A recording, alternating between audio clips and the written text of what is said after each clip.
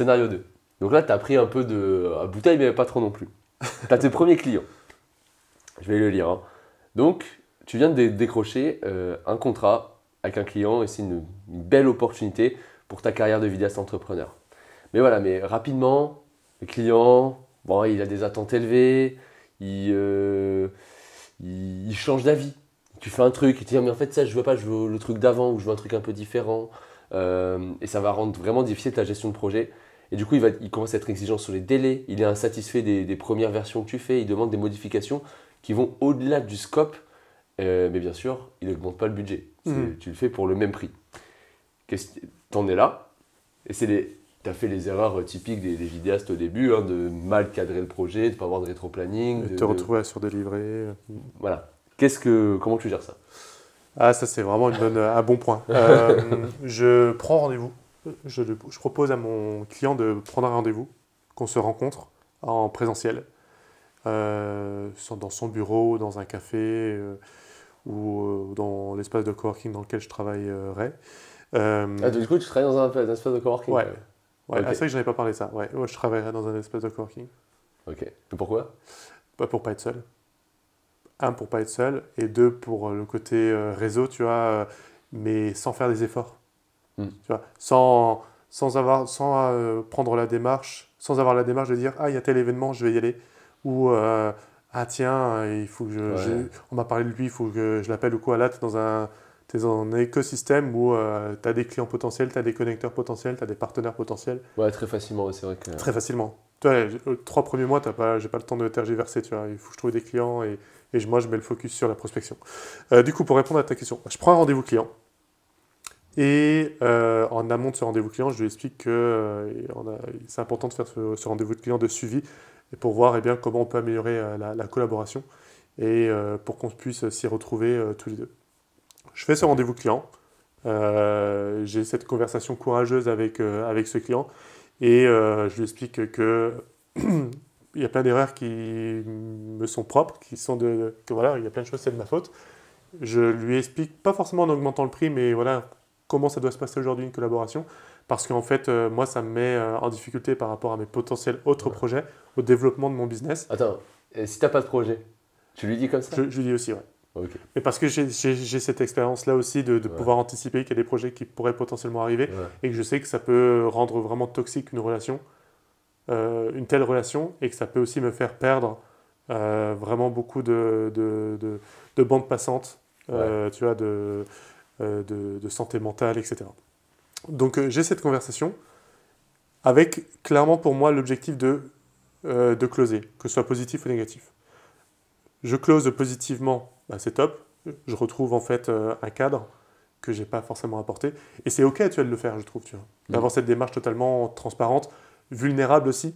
Tu vois, je trouve que c'est cool d'expliquer aussi Hmm. à ton client que t'es pas parfait, que tu es là pour améliorer la relation, que en fait ça a dépassé peut-être certaines limites, mais que c'est pas forcément la faute du client, c'est aussi moi qui m'a géré mon projet, mon client. Moi j'estime que je suis responsable, tu vois. En revanche, si ça passe pas, ben j'arrête. Ok. Et imagine que je te rajoute un peu un contexte. C'est ton premier vrai client. C'est une petite facture à la clé quand même, qui est pas mal. On ne dit pas que tu es forcément dans le besoin, mais c'est ta première vraie facture, quoi. Ouais, bah, Tu l'arrêtes quand même. Ouais. bah, tu factures quand même au début, du coup. Parce que je travaille quand même, j'ai quand même déjà travaillé avec lui, non? Non, c'est la première fois que vous travaillez Ouais, ensemble, mais en voilà. gros, t'as livré des trucs, ouais. Ouais, voilà, j'ai livré des choses. Mais Non, t'as pas encore été payé pour ça. non, j'arrête. J'arrête parce que je sais à quel point ça va me bouffer du Ah, temps, de l'énergie, de la bande passante. Parce qu'en fait, je l'ai vécu, ça. Je l'ai ah vécu ouais? en tant que consultant, en tant que chasseur de tête.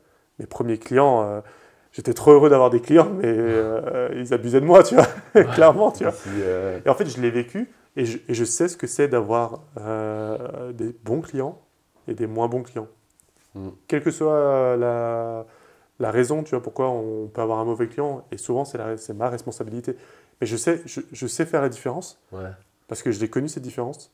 Et en fait, quand je travaillais 60 heures, 55, 60 heures par semaine à Paris pour développer mon secteur, ma zone Hmm, et mon business en tant que consultant en recrutement chasseur de tête, bah, en fait, je, je pense que je sais pas, je dois avoir au moins un bon 25-30%, c'était pour gérer mes clients qui étaient très peu rémunérateurs et qui me prenaient un temps fou, tu vois. Ouais, c'est ça, ouais. Donc en fait, c'était terrible. Mm. Et c'est tellement difficile. Moi, je me souviens d'un moment, j'étais au bout du Rolls, je travaillais comme un cochon, j'étais sur le point de signer un gros deal, j'étais sûr que ça allait se faire, ça s'est pas fait, ça m'a mis une claque, et j'étais éreinté, tu vois. Et j'avais pas signé, et j'étais là, putain, mais j'avais un sentiment de devoir tout recommencer, que j'avais plus d'énergie, je devais toujours gérer mes clients qui me pompaient de l'énergie, tu vois. Donc en fait, je sais ce que c'est, et le plus important, c'est clairement le temps. Et ça, je ne savais pas à l'époque, tu vois. Je sais qu'aujourd'hui, ma ressource principale, c'est le temps. Donc en fait, c'est sûr que j'y mettrai un terme si ça ne convient pas à la prestation que je souhaite pour mon client. Pour l'intérêt aussi du client, parce qu'en fait, à la fin, je suis claqué, j'ai pas envie de faire le truc, je traîne la patte. Moi, je fais pas semblant, tu vois. Donc c'est sûr que ça ne marchera pas, ça me fera mauvaise presse, il ne me recommandera pas. Alors que tu peux très bien arrêter, et peut-être que tu sais, c'est un statu quo, tu arrêtes, et puis voilà, peut-être que demain, ça peut reprendre, tu vois. Ouais. Donc voilà, c'est ce que je ferai. Bah, t'as bien raison, je pense que je ferai la même chose. Ça demande du courage de le faire. Et on a des membres du Mastermind qui l'ont fait. Ouais. Je pense notamment à VIT qui avait un gros client du jeu. Elle est exactement la même situation que toi, là. Le même scénario, elle a arrêté. Et alors oui, elle renonce à un chiffre d'affaires prévisionnel, mais elle est tellement heureuse. Et elle a trouvé d'autres clients entre-temps. Et question, juste là, t'arrêtes, tu te demandes à te faire payer pour ce que t'as déjà fait? Oui, bien sûr. Et s'il dit non? Non, mais il dit écoute, t'as pas fini la prestation comme je t'ai demandé, non. Mais c'est quoi, pas finir la prestation? Bah, lui, j'ai livré une vidéo ou pas? T'as déjà livré, il te demande des retours sans cesse, tout modifier à chaque fois et tout. Ah. Et là, il te dit bah écoute, j'arrête parce qu'il faut arrêter à un moment donné, je te fais une V1, tu reviens sur la V d'avant. Bah, moi, ça m'est déjà arrivé plein de fois, ça, d'aller me déplacer et d'aller chercher mon chèque.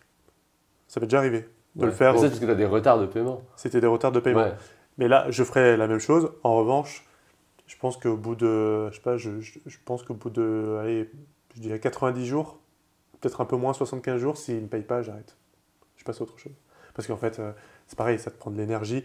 Je vais pas rentrer dans des démarches judiciaires pour ça. Et j'arrête, quoi. Ah, mais c'est clair.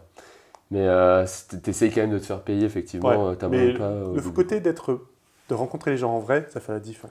Ouais, en plus, moi j'ai toujours aimé ce truc-là de dire voilà, moi mon seul objectif c'est qu'on sorte gagnant-gagnant de cet échange.